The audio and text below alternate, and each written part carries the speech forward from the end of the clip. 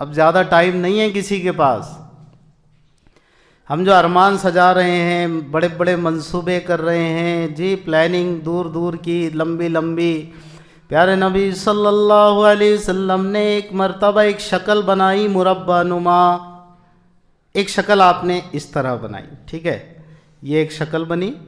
اس کے بعد آپ نے ایک لکیر نچلے ضلع سے اوپر تک، یعنی جو نچلا خط تھا، لائن تھی، اس سے لی اور اوپر تک. تو جو اوپر کی لائن تھی وہ اس سے بھی آگے جا رہی ہے، اس کے آگے جا رہی ہے.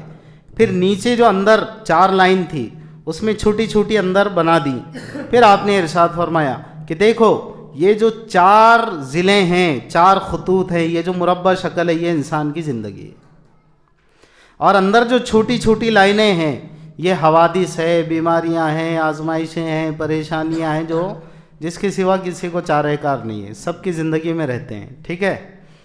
لیکن یہ جو لائن کراس کرتی ہوئی آگے بڑھ رہی ہے، اوپر کی لائن کو بھی، وہ تو زندگی ہوئی نا، لیکن اس کے آگے بھی یہ لائن جا رہی ہے. کہا کہ یہ اس کی آرزویں، کس کی؟ انسان کی تمنائیں، آرزویں، کہ جو اس کی اپنی زندگی سے بھی بہت آگے جا رہی ہے.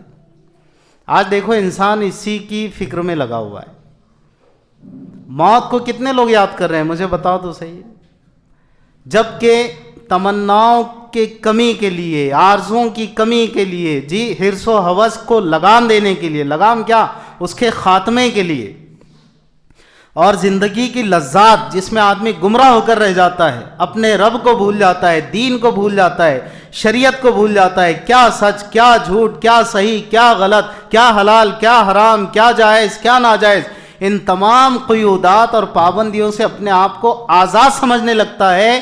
یہ اسی وقت ہوتا ہے میرے بھائی جب آدمی موت کو بھول جاتا ہے. ورنہ موت کو جو آدمی کثرت سے یاد رکھے گا نا، اس کو احساس ہوگا